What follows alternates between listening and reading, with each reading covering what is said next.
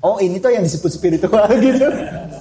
Jadi makanya saya bilang ke teman-teman, saya ini cuma dituduh orang spiritual gitu. Ya yang saya pelajari ya cuma medan bioenergi gitu. Ya tapi dianggap orang-orang loh, ini pemahaman yang cukup tinggi. Ya saya kan bingung, karena saya juga nggak pernah tahu apa namanya level-level pemahaman rendah itu gimana, tinggi itu gimana. Ya menurut saya bahwa setiap manusia wajib untuk mengenali ini. Jadi ibarat spiritual itu adalah satu pembentukan kesiapan diri, artinya melatih diri. Agama itu adalah kendaraan. Ketika kita mengendarai agama tapi kita belum siap, ya ugal-ugalan.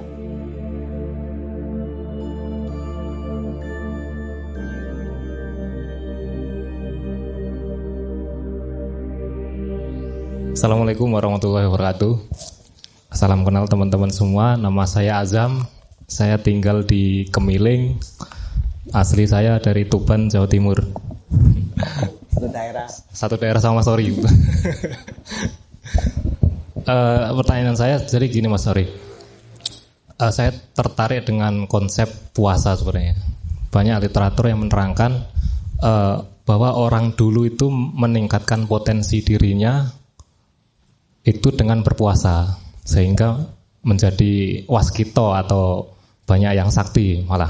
Nah, pertanyaan Mas Sorry, sebenarnya apa yang terjadi dalam tubuh kita itu kalau kita puasa, dan yang kedua apa bedanya puasa orang dulu sama orang sekarang. Nah kebanyakan orang sekarang yang puasa kan paling buka kapan kayak gitu kan. Cuman mengolah apa yang kita dapat saat puasa itu kan kita belum banyak yang tahu seperti itu. Jadi mohon penjelasannya Mas Sorry. Makasih. Ya, kalau dulu itu kan sama kayak melek bengi. Itu kan sebetulnya men-stressing diri tuh, secara mental maupun fisik. Kan di-stressing tuh. Karena mungkin dulu belum ada gerakan senam. Jadi di-stressingnya lewat melek malam, wirid, beribu-ribu itu kan sebetulnya men-stressing diri, melatih dirinya. Puasa pun sama, melatih diri, menekan hawa nafsu. Lah kita pun kalau senam itu menekan hawa nafsu. Bayangin kita udah gerakan gini, udah ambekan, udah kan ngerasain sendiri kan Mas ya. Tapi kita terus berjuang, itu simulasi hidup sebetulnya. Hal yang paling utama, yang paling sensitif dalam kehidupan ini itu adalah nafas. Karena nafas itu sangat sensitif, kita sering melupakannya. Padahal itu paling sensitif. Orang itu tidak bisa tidak makan 2 jam, nggak nafas 20 menit lah. Ya, artinya kan kita selama ini tidak pernah menikmati nafas itu. Nah, waktu kita gerakan itu kan sama halnya kayak kita berjuang untuk hidup. Kan ngerasain ya Mas ya, gimana? Gini udah mau ini, tapi kita tetap meneruskan perjuangan kita. Itu kan simulasi sebetulnya dalam kehidupan kita. Termasuk puasa pun gitu. Puasa itu kan menekan hawa nafsu tuh. Jadi bukan cuma nafsu makan sebetulnya. Tapi ketika kita berpuasa, hawa-hawa dari apa yang kita lihat kita jaga, apa yang kita dengar kita jaga. Yang puasa itu bukan cuma perut, tapi segala aspek yang dituntunkan oleh dulu-dulu itu. Ada kan yang puasa melihat cahaya, puasa meteng, apa ya? Ada nggak di sini peteng? Ya kan ada ya istilahnya kayak gitu. Atau puasa tidak mendengarkan apa-apa. Itu kan artinya dia mencoba untuk menghadirkan dirinya pada tubuh fisik ini. Jadi merasakan tubuh fisik ini. Nah kita itu sering terlena ketika kita seperti ini. Kita tidak merasakan tubuh kita. Nah kalau orang-orang dulu itu mencoba untuk musahabah ya. Artinya kalau di Islam itu ya menyendiri ya. Nah itu kan artinya dia menghadirkan dirinya, merasakan sepenuhnya dirinya, merasakan bagaimana tangan, telinga, hidung, matanya itu dirasakan. Nah kita kan sering melupakan itu. Nah puasa tidak lebih untuk melatih kita dalam kehidupan sehari-hari pun kita tidak boleh terkontaminasi terhadap hal apapun. Karena kebanyakan kita itu terkontaminasi. Alhamdulillah. Nah, puasa itu termasuk salah satu metode yang diberikan oleh sebelum kita, karena di zaman Rasulullah, sebelum Rasulullah pun sendiri sudah ada puasa. Satu metode untuk men-stressing diri, menekan hawa-hawa nafsu kita. Karena kan di tubuh kita ini kan ada tubuh biologis. Jadi kita ini manusia yang memiliki nafsu hewani. Nah, hewannya itu yang harus ditekan, dihilangkan hingga kita menjadi manusia seutuhnya. Gitu. Nah, kalau sekarang kan enggak, puasa itu sebagai satu inilah apa namanya? Ya istilahnya cuman dibuat formalitas kebanyakan.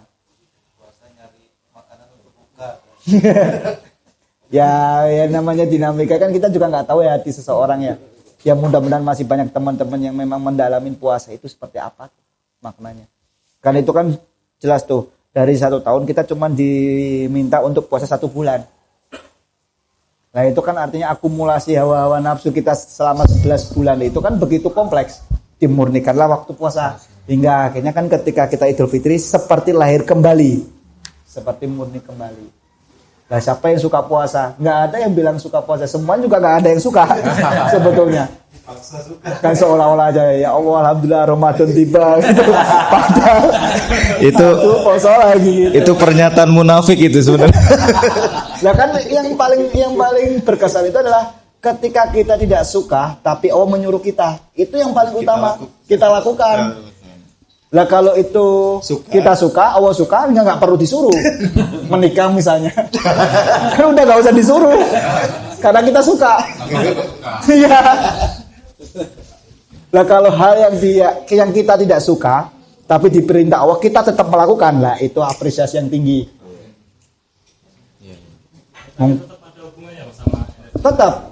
Tetap ada hubungannya. Kan sama men-stressing itu, psikologis itu. Jadi ada muncul energi. Nah energi itu kan banyak itu fungsinya di dalam tubuh kita. Bisa menjadi nutrisi, bisa menjadi satu bentuk vitamin-vitamin yang dibutuhkan. Jadi kalau lihat itu seseorang yang melatih biofil atau energinya itu dibedakan ketika beliau tes ATP itu berbeda Pak. Jadi ketika kita tes ke dokter ya ATP kita biasanya lebih tinggi daripada orang yang tidak mengelola energi. Jadi secara tubuh biologis pun ada manfaatnya. Kan jadi gini Pak. Energi itu sama dengan, ini analogi saya, seperti jembatan atau seperti sungai yang mengarahkan kita pada hulu. Hilirnya kan adalah tubuh fisik. Sungainya itu adalah energi. Ketika kita mengendalamin energi, kita akan dibawakan ke hulunya. Sumber dari segala sumber. Jadi belajar energi kan ketika ditanya Mas Ori belajar spiritual di mana? Saya pun bingung. Oh ini tuh yang disebut spiritual gitu. Jadi makanya saya bilang ke teman-teman, saya ini cuma dituduh orang spiritual gitu. Ya yang saya pelajari ya cuma metode energi gitu. Ya tapi dianggap orang-orang loh, ini pemahaman yang cukup tinggi. Ya saya kan bingung. Karena saya juga nggak pernah tahu apa namanya level-level pemahaman rendah itu gimana, tinggi itu gimana. Ya menurut saya bahwa setiap manusia wajib untuk mengenali ini. Jadi ibarat spiritual itu adalah satu pembentukan kesiapan diri. Artinya melatih diri. Agama itu adalah kendaraan. Ketika kita mengendarai agama tapi kita belum siap ya ugal-ugalan. Karena kita tidak tahu gas, gak tahu rem. Blayer-blayer lah gitu. Ngeng gitu. Tapi kalau kita berspiritual artinya menyiapkan diri kita untuk mengendarai itu. Kendaraan itu akan menjadi suatu hal yang lebih bermanfaat dibanding harus trek-trekan. Nah, analoginya kayak gitu. Jadi kan makanya masih penting beragama dan berspiritual itu sangat penting, tidak bisa dipisahkan.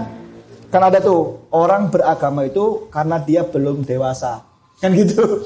Orang yang spiritual tidak perlu agama kan, jadi ini yang menjadi noise. Kata siapa nggak butuh? Kalau kamu sudah meninggal nggak butuh agama. Tapi karena kita masih hidup dan karena saya sendiri masih menyadari bahwa diri saya ini masih lalai, saya butuh pegangan itu. Ya terserah orang lain kalau nggak mau butuh itu ya nggak masalah. Saya nggak mau berdebat soal itu. Karena saya sendiri masih merasa zolim, masih sering lupa. Jadi saya butuh pijakan pegangan, kan gitu. Jadi kan menurut saya tetap penting. Tapi kalau orang lain dianggap nggak penting ya terserah. Kayak gitu. Jadi bisa bersamaan jalannya.